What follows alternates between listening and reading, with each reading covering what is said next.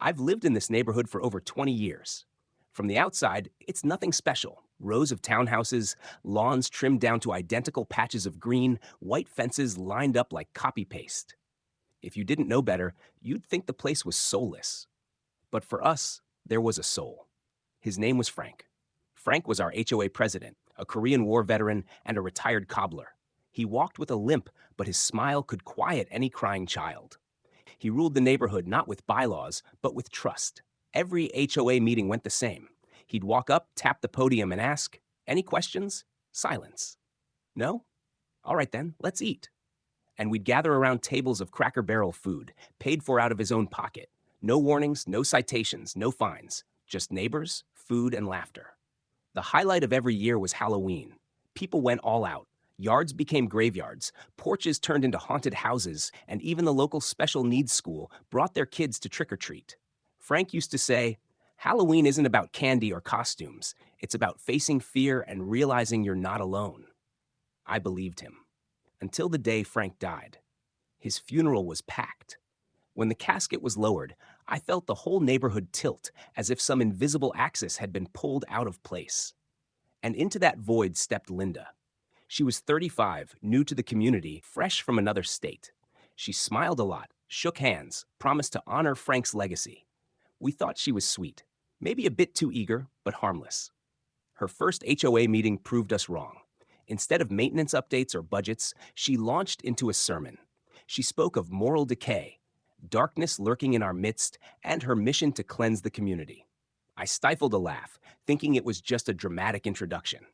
I was wrong. Her first decree landed like a guillotine blade. Halloween was banned. According to her, it was satanic. The night I got that letter, I stood in my garage staring at the unopened boxes of decorations. The inflatable ghost we'd used for 20 years, my son's old Dracula cape, plastic pumpkins, orange string lights.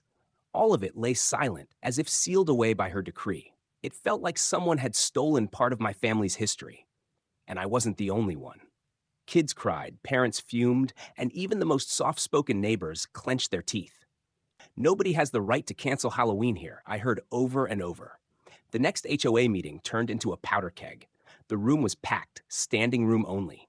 The air was heavy, like a storm pressing down. Linda walked in, not nervous at all. Her eyes gleamed with something dangerous, fanaticism.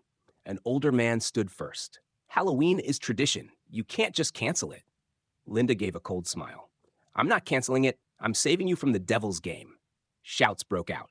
I shot to my feet, heart pounding. "We'll vote to remove you." That's when Linda snapped. She slammed the table, voice shrill. "If you defy me, you'll be arrested. I've already called the police. You're all breaking the law." Gasps rippled through the room. Some people actually looked toward the door, waiting for sirens. Someone muttered, "She's insane."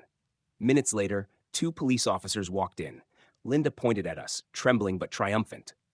"There! Arrest them all." The officers exchanged a glance, then laughed. "Ma'am, this is a neighborhood meeting. Nobody's breaking the law." Linda shrieked, ranted, but they walked out. The room erupted. Laughter, shouting, outrage all at once. And right there, we held a vote.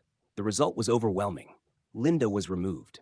Weeks later, I watched a moving truck pull away from her house. Linda sat inside, staring out the window. Her eyes, I'll never forget them. Not the eyes of a loser, but of someone utterly convinced she was right, no matter what. She sold her house at a loss and vanished.